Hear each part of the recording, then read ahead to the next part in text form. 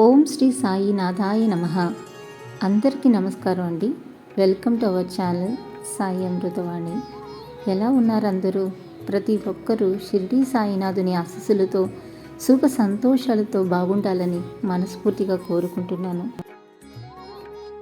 ఎవరికైతే శివానుగ్రహం పరిపూర్ణంగా ఉంటుందో వారు మాత్రమే ఈ కథను పూర్తిగా వినగలరు తల్లి. కాశీ విశ్వనాథుని యొక్క ఆలయంలో అర్చకుడు లింగాభిషేకం చేస్తున్నాడు. ఇంతలో ఆలయం వెలుపల ఒక పెద్ద శబ్దమయ్యింది. పూజారి బయటకు వచ్చి చూడగా పెద్ద బంగారు పళ్ళెం ఒకటి కనిపించింది. వెళ్ళి చూడగా దానిపై నా భక్తుని కొరకు అని రాసి ఉంది. ఈ బంగారు పళ్ళాన్ని ఆ కాశీ విశ్వనాథుడు తన కోసమే పంపాడని పూజారి సంతోషించాడు.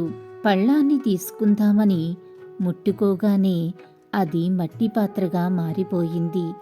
విడిచిపెట్టగానే మళ్ళీ బంగారు రంగులో మెరిసిపోతూ కనిపించింది. ఈ విషయం అక్కడ ఉన్న ప్రజలందరికీ కూడా తెలిసింది. ఆలయం కిక్కిరిసిపోయింది. ఒక్కో భక్తుడు రావటం, పళ్ళాన్ని ముట్టుకోవటం, అది మట్టి పాత్రలా మారిపోవటం ఇదే తంతు. విషయం కాశీ మహారాజుకు తెలిసింది.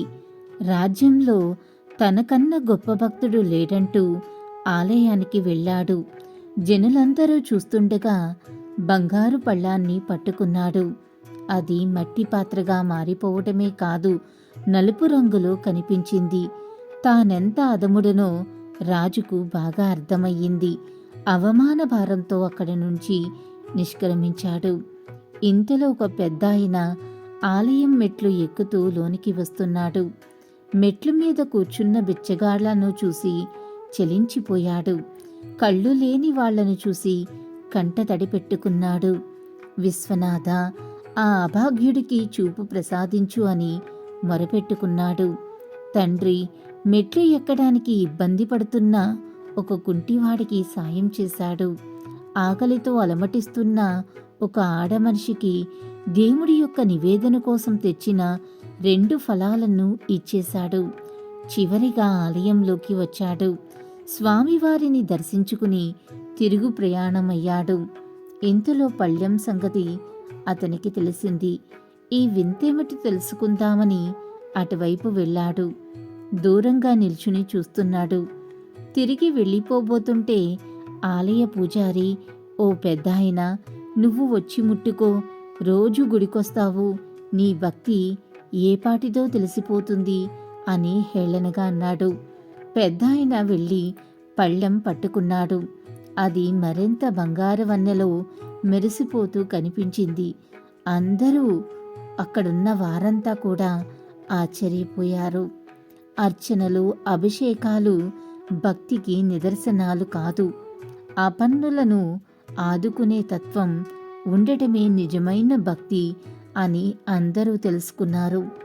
అలాంటి వారే నిజమైన ఆధ్యాత్మిక వాదులు అని తెలపటమే ఈ కథ యొక్క సారాంశం అని మనమందరం కూడా తెలుసుకోవాలి.